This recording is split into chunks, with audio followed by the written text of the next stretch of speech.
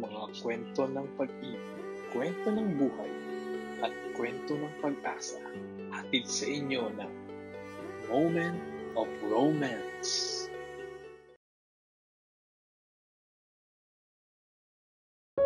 Ang halimuyak ng bagong lutong kape ay parang himig ng umaga sa buhay ni Jillian. Mainit, pamilyar, at may bahid ng pag-asang hindi niya kailanman sinasabing malakas. Sa The Daily Grind, ang maliit na cafe sa kanto ng Mason Street, nagsisimula ang kanyang mundo. Doon, sa pagitan ng amoy ng espresso at kalansing ng mga tasa, humihinga siya ng buo. Bawat araw pareho ang ritual.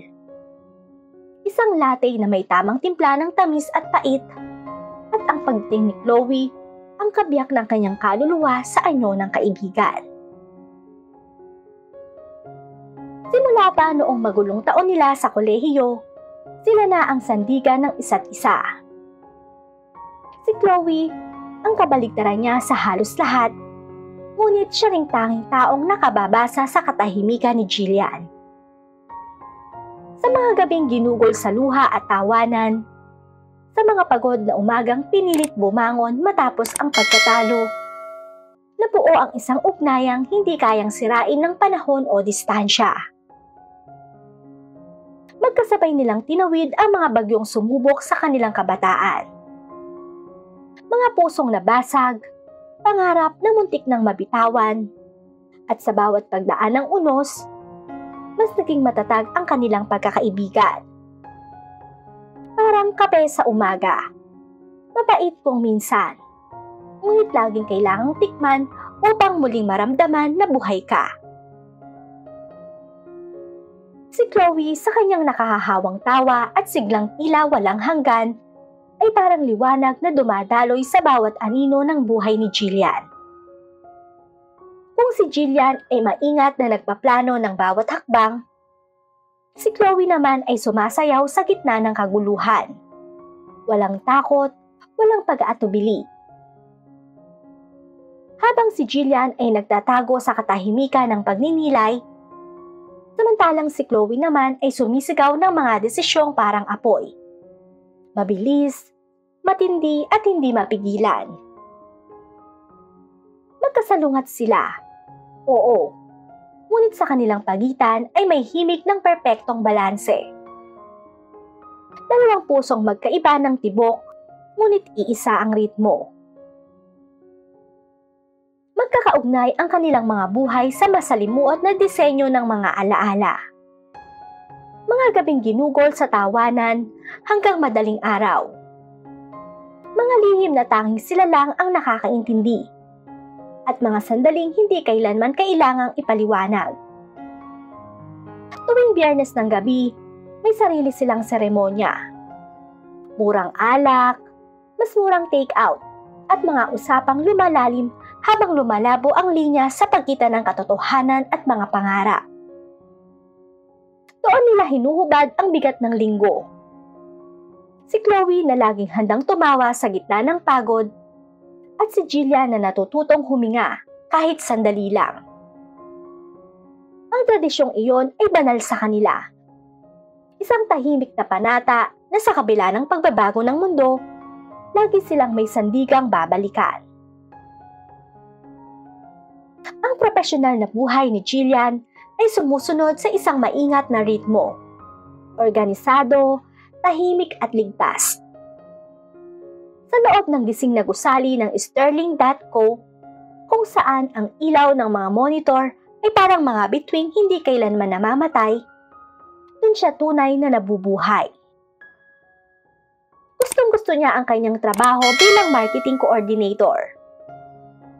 Ang bawat kumpanya ay isang palaisipang gustong-gusto niyang lutasin.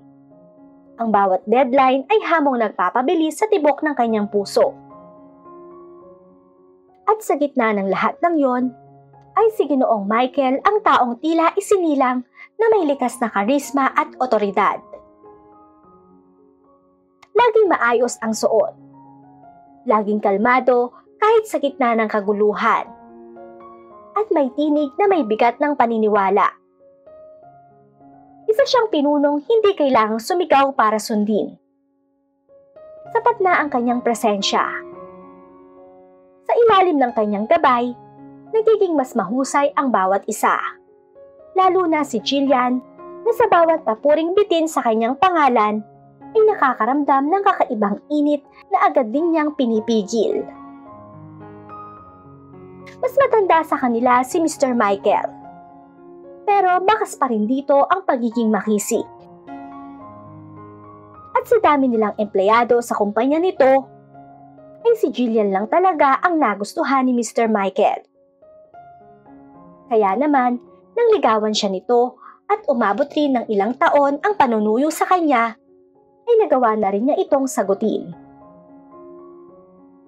Yun nga lang, pagdating naman sa trabaho ay formal lang sila nito. At ang tanging nakakaalam lang ng kanilang relasyon ay ang kaibigan niyang si Chloe.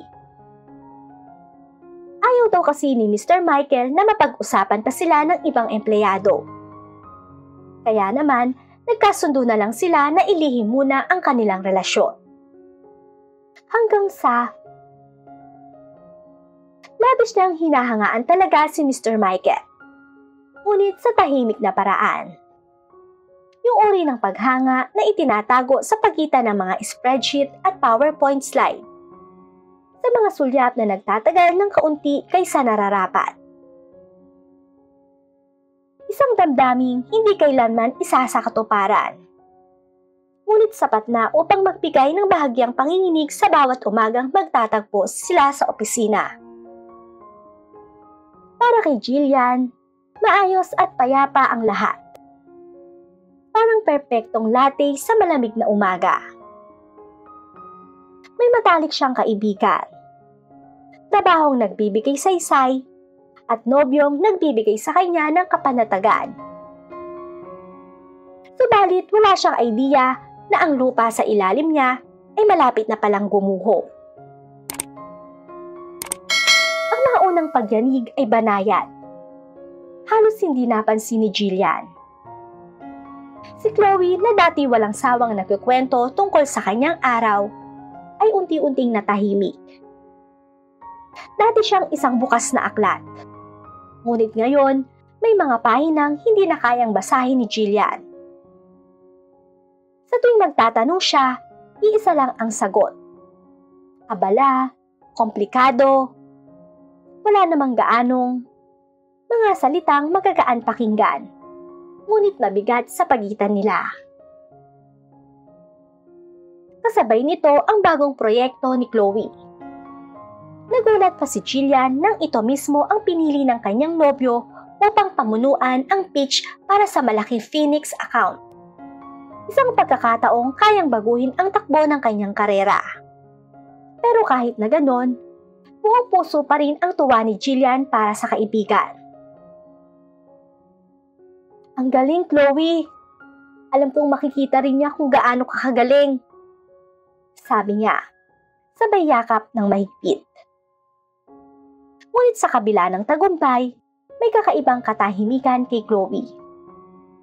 Isang bahid ng pag-aalinlangan o lihim na hindi mabasa ni Jillian sa kanyang mga mata. Aminado naman si Jillian na mas magaling talaga sa kanya si Chloe. Kaya naman suportado niya ito sa lahat ng bagay. Ngunit nang magsimula ang mga gabing kinukul ni Chloe sa opisina, sa simula naintindihan iyon ni Jillian. Malaki ang Phoenix account at alam niyang nangangailangan yun ng oras. Madalas naman kung mag-text si Chloe. Nandito pa rin ako. Gusto ni Mr. Davis ng isa pang revision. Ngumingiti si Jillian at nagre-reply ng mga encouraging emoji. Minsan ay nag-aalok pa siya ng kape o hapunan sa dalawa. Ngunit palaging magalang ang pagtanggi doon ni Chloe. Wag na, hindi mo na kami kailangang dalhan. Malapit naman na kaming matapos. At doon, sa pagitan ng mga linyang iyon, nagsimulang maramdaman ni Jillian ang malamig na puwang na hindi niya kayang pangalanan. Pagkatapos ay dumating ang mga pagbabago. Si Chloe na dating kontento sa komportableng estilo ay biglang nagsimulang pumasok sa opisina na parang mula sa fashion spread. Mga designer blouse, makinis na palda, at buhok na laging perpekto ang ayos. Sa kanyang leeg ay may pinong silver na kwintas na hindi pa nakita ni Jillian. At ang dating banayad na floral na pabango ay napalitan ng mas malalim at sopistikadang halimuyak. Sinusubukan kong magmukhang karapat-dapat para kay Mr. Michael, para naman hindi siya mapahiya sa akin.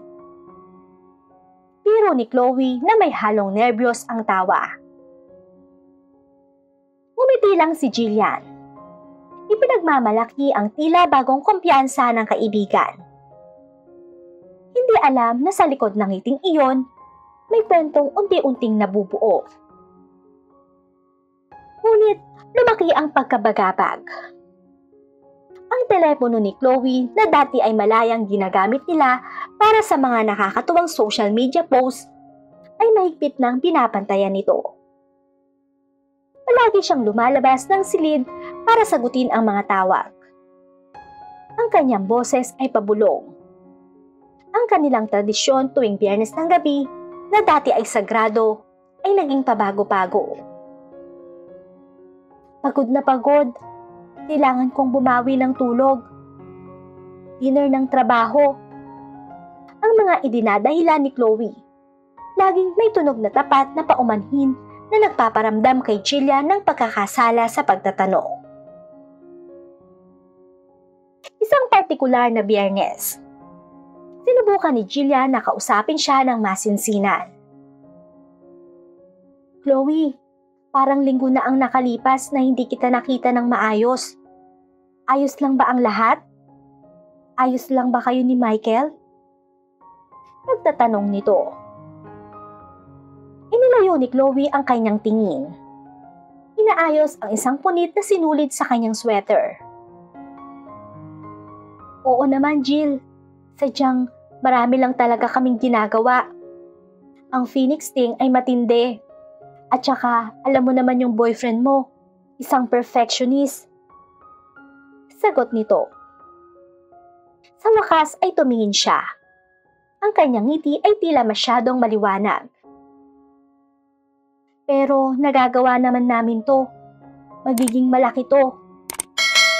Pilit na ngumiti si Jillian. Kahit may malamig na buhol na unti-unting humihigpit sa kanyang sikmura. Alam niyang may mali. Hindi na ito tungkol sa Phoenix account. May ibang kwento na umuusbong sa pagitan ng mga linya. Isang lihim na pilit niyang inaangkin bilang maling hinala. Ngunit ramdam niyang totoo. Dumating ang pinakamataas na punto ng kanyang tahimik na takot isang Martes. Isang ordinaryong araw na babasag sa mundo ni Jillian. Naiwan niya ang kanyang phone charger sa opisina. At matapos ang isang gabing puno ng kaba at katahimikan, nagpasya siyang bumalik. Wala sa isip niyang ang simpleng pagbisita para sa isang charger ay magpapabago sa lahat. Nakakapaninding balahibong katahimikan ang bumalot sa opisina. Ang uri ng katahimikan na nagpapalakas sa bawat kaluskos. Bawat hakbang ni Jillian sa makintab na sahig ay tila kumakalansing sa hangin. Parang paalala na siya lang ang naroon. Nang marating niya ang dulo ng pasilyo, isang sinag ng liwanag ang pumuslit mula sa opisina ng kanyang nobyo. Isang pinto na sa ganitong oras ay dapat sarado. Bahagya itong nakabukas, at mula roon ay may dumadaloy na kakaibang pakiramdam ng kabiglaanan at panganib. Isang kislap ng kuryosidad ang sumilay sa kanya. Ngunit agad itong tinabunan ng pakiramdam ng pagiging mapanghimaso. Dapat na siyang umalis. Ngunit bago pa siya makagalaw, narinig niya ito. Isang mahina, halos lihim na bulungan. Kasunod ang isang tawa na agad niyang nakilala. Malambot, pamilyar at hindi maaaring pagkamalang iba. Tawa ni Chloe at ng kanyang nobyo. Napigil ni Jillian ang kanyang hininga. Sinusubukang kumbinsihin ang sarili na trabaho lang yon. Marahil ay nagre-review sila ng pitch. Nagtatrabaho ng lampas oras. Walang dapat ipag-alala. Ngunit may kakaiba sa tono. Sa paraan ng paghinga, sa pagitan ng mga salita. Isang pamilyar na init, isang mapanganib na katahimikan. At sa malamig na hangin ng opisina, unti-unting gumapang ang hinalang matagal nang ayaw niyang pangalanan. Lalo siyang lumapit. Tila hinihila ng isang pwersang hindi niya kayang labanan. Sa maliit na siwang ng pinto, bumungad ang eksena. Ang kanyang nobyo, nakasandal sa mesa. Ang kanyang kamiseta ay bahagyang nakaluwag. Ang mga manggas nakatupi. Sa harap niya si Chloe, nakatalikod sa kanya. Ngunit sapat upang makita ni Jillian ang kamay nitong maharang nakapatong sa braso ng lalaki. Isang kamay ni Michael ang dahang-dahang humaplo sa pisngi ni Chloe. Ang hinlalaki nito ay dumula sa linya ng kanyang panga na parang isang lihim na ipinapahayag. Nagkatinginan sila, mahina, matindi at labis na malapit. At sa sandaling yon, naramdaman ni Jillian ang paglamig ng lahat. Ang tibok ng puso niya ay parang tunog ng isang bagay na nababasag. Hindi lang yon tungkol sa paghawak o sa lapit ng kanilang mga katawan. Ito ay nasa paraan ng kanilang pagtingin. Mata sa mata, walang salita, ngunit puno ng pag-unawa. Isang uri ng koneksyong hindi kailanman dapat umiral, ngunit malinaw na matagal nang naroon. Ang sandaling iyon ay pamilyar kay Jillian. Nakita na niya ito dati, sa mga pelikula, sa mga mesa ng mga magkasintahang lihim na katulad nila ni Michael. At sa mga titig na nagsasabing, ikaw at ako laban sa mundo. At ngayon, nakita niya ito sa pagitan ni Chloe at Michael. Naramdaman ni Jillian na parang naubos ang dugo sa kanyang mukha. Ang kape at burrito na kinain niya ay kumulo sa sikmura. Tila gustong kumawala. Mabigat ang kanyang mga binti. Parang tingga, ngunit ang isip niya ay sumisigaw na tumakbo. Ang opisina na dati pamilyar at ligtas ay biglang naging banyaga. Isang lugar ng pagtataksil at sakit. Lahat ay umiikot, at sa gitna ng katahimikan, ang tanging narinig niya ay ang marahas na tibok ng sarili niyang puso. Pagkatapos, lumapit si Michael. Marahan niyang hinaplos ang buhok ni Chloe. Ang kanyang mga labi ay dumampi rito. Isang kilos na malambot, ngunit puno ng pag-angkin. Itinaas ni Chloe ang kanyang ulo. Ang kanyang mga mata ay nakapikit. Tila nilalasap ang sandaling yon. At doon, sa ilalim ng malamlam na ilaw, kumintab ang pinong silver na kwintas na una nang napansin ni Jillian. Isang maliit na detalye na ngayon tila sumaksak sa kanyang puso. Isang alon ng matinding pagduduwal ang sumakal kay Jillian. Hindi iyon isang mabilis na halik o isang sandaling pagkakamali. Ito ay pamilyar, totoo, matagal na ring lihim. At nangyari ito sa kanyang matalik na kaibigan at sa kanyang nobyo. Isang sigaw ang pumasok sa loob niya, ngunit walang lumabas.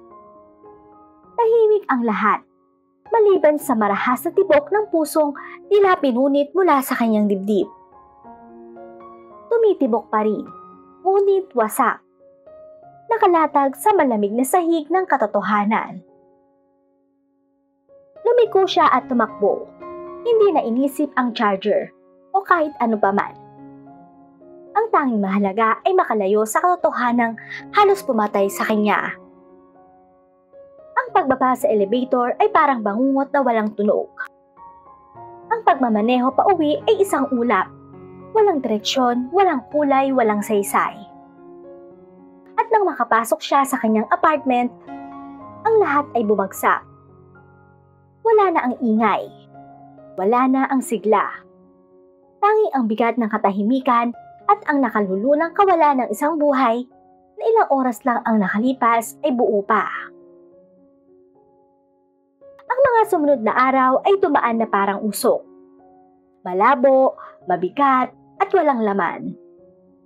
Hindi pumasok si Jillian sa trabaho. Hindi siya sumagot ng tawag o mensahe. Nakahiga lang siya sa kama, yakap ang sarili habang ang silid ay nanatiling madilim at tahimik. Ngunit sa katahimikang yon, paulit-ulit na bumabalik ang eksena. Ang opisina, ang liwanag, ang halik. Bawat alaala kay Chloe, bawat tawanan, bawat lihim na ibinahagi ay ngayon tila marumi, tinahinang kasinungalingan. At sa gitna nito, ang katotohanan ay masakit na malinaw. Si Chloe ay nabubuhay sa isang kasinungalingan, kasama ang lalaking minamahal niya. Paulit-ulit sa kanyang isip ang bawat detalye. Ang mga abala, ang mga komplikado, ang bagong damit, ang mga tawag na babulong. Lahat ng dati tila walang halaga. At ngayon, nagdugtong-dugtong. Bumuo ng isang malinaw at nakakatakot na larawan. Si Jillian, na laging maingat, laging handa, ay napilitang harapin ang katotohanang pilit niyang tinatanggihan. Sa lahat ng oras na yon, siya pala ang hindi nakakakita. Bulag, tuwang-tuwa, at oo, tanga. Ang pagtataksil ay parang tabak na may dalawang talim. Si Chloe, ang kanyang sandigan, ang pagkakatiwalaan niyang higit sa lahat, ay hindi lang nagsinungaling, kundi ginawa pa ito sa piling ng lalaking may hawak ng direksyon ng kanyang karera. At si Michael, ang iginagalang niyang pinuno, ang simbolo ng profesionalismo at etika, ay ginamit ang kapangyarihan niya sa paraang marumi at mapaglinlang. Nawasak ang tiwala, hindi lang sa ibang tao, kundi sa sarili niyang kakayahang makakita, makaramdam at maniwala. At mismong tela ng kanyang mundo ay napuni, at walang idea kung paano ito muling tatahiin. Ang pagkain ay parang abo sa kanyang bibig. Ang tulog ay mailap, at kapag dumating man, dinadala siya sa mga panaginip ng puno ng tawa ni Chloe at ngiti ni Mr. Michael. Mga imahe na dati nagpapagaan sa kanya, ngayon ay nagpapahirap huminga. Pakiramdam niya ay wala na siya. Isang anino sa sarili niyang tahanan. Patuloy na nag-vibrate ang kanyang telepono. Mga mensaheng paulit-ulit mula kay Chloe. Jill, okay ka lang ba? Nasaan ka? Tawagan mo ko. Sumunod ang tawag ni Mr. Michael. Isang boses na magalang, ngunit puno ng huwad na pag-aalala. Ang pag-iisip na harapin sila, na makita ang kanilang mga mukha, na marinig muli ang kanilang mga boses, ay nagdulot ng takot na hindi pa niya kailanman naranasan. Paano niya haharapin si Chloe? Alam ang lihim na itinago nito sa likod ng bawat ngiti. Paano siya uupo sa iisang silid kasama ang kanyang nobyo? Alam na ang mga kamay nitong dating marangal sa trabaho ay humaplo sa mukha ng kanyang kaibigan. Ang idea pa lamang ay nakakasakal.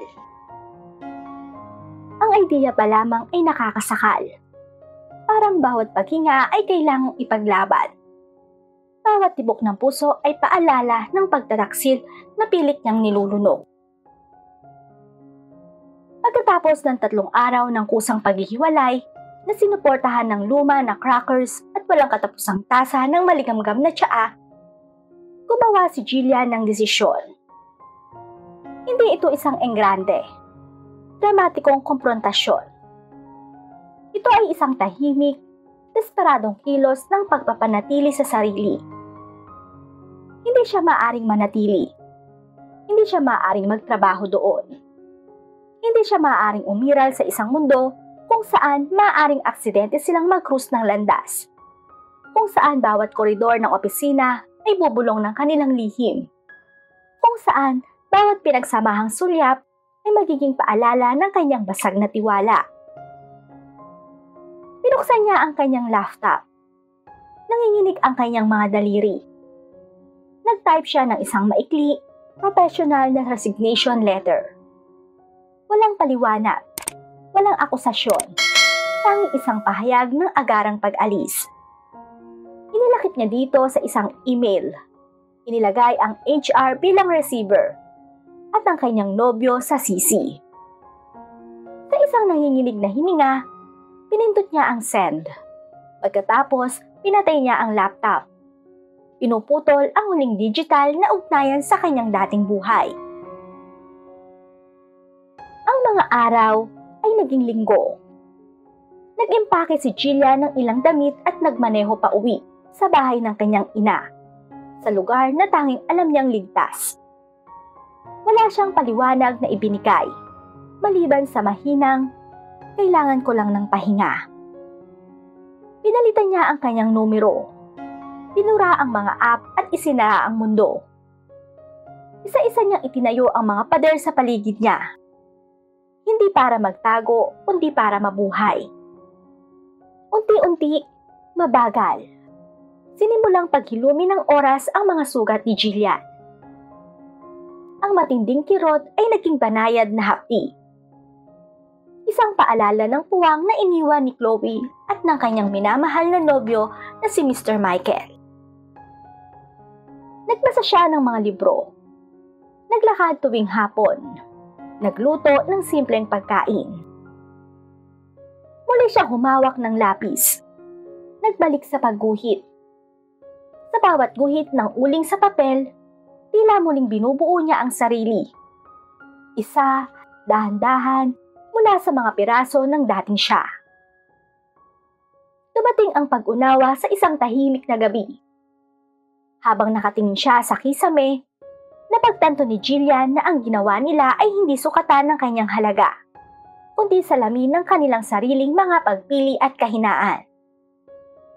Hindi nawala ang sakit, ngunit nagbago ang bigat. Mula sa kanyang pakiramdam ng kakulangan patungo sa malinaw na katotohanan ng kanilang pagtataksil. Alam ni Jillian na mahirap nang muli ang magtiwala. Ang sugat ay nag-iwan ng marka. Isang paalala kung gaano kabilis gumuho ang mga pundasyong akala niya'y matatag. Ngunit sa likod ng peklat na yon, tumubo ang lakas. Nakaligtas siya. Muli siyang bumangon. Natagpuan niya ang isang tahimik na tapang na matagal nang natutulog sa kanya. Pagkalipas ng ilang buwan, nagsimula si Jillian ng bagong buhay sa ibang lungsod. Isang mas maliit na kumpanya na may mainit, collaborative na kapaligiran. Nakilala niya ang mga bagong tao. Bumuo ng mga bagong koneksyon, maingat sa simula. Pagkatapos ay may pagtaas ng pagiging bukas. Natuto siyang makilala ang kabaitan mula sa pagiging charming. Ang sinseridad mula sa manipulasyon. Isang araw na umuulan, nakita niya ang isang artikulo na lumabas sa isang lumang newsfeed. Sterling.co, CEO Mr. Michael, nag-anunsyo ng engagement. Ang kasamang larawan ay nagpakita sa kanya ng nakangiti. Sa tabi ng isang babae na hindi nakilala ni Jillian. Hindi Chloe ang pangalan niya. Isang kirot ng kung ano, hindi sakit, hindi galit, kundi isang kakaiba. Malayong kirot ang dumaan sa kanya. Nag-click siya papalayo. Ayaw nang malaman pa. hindi na kailangan pang malaman. Ang kabanata ay sarado na. Dala pa rin ng puso ni Jillian ang multo ng kanyang pagkakaibigan kay Chloe at ang pagmamahal niya sa kanyang nobyo dati na si Mr. Michael. Isang bittersweet na alaala na kung ano ang noon at kung ano ang hindi na mangyayari muli. Ngunit ang nakakalulang kawalan ay napalitan ng isang tahimik na kapayapaan. Natuto siyang magtiwala sa kanyang sarili. Pakinggan ang mga bulong ng kanyang intuwisyon at bumuo ng isang buhay na nakasalig hindi sa hindi mahulaan na ugnayan ng iba, kundi sa kanyang sariling hindi matitinag na lakas. Masarap pa rin ang lasa ng latte. Ngunit ngayon, mag-isa na siyang umiinom nito. Ganap na kontento sa kanyang sariling kumpanya. Handa para sa anumang hawak ng hinaharap. Kasama ang mga peklat man o wala.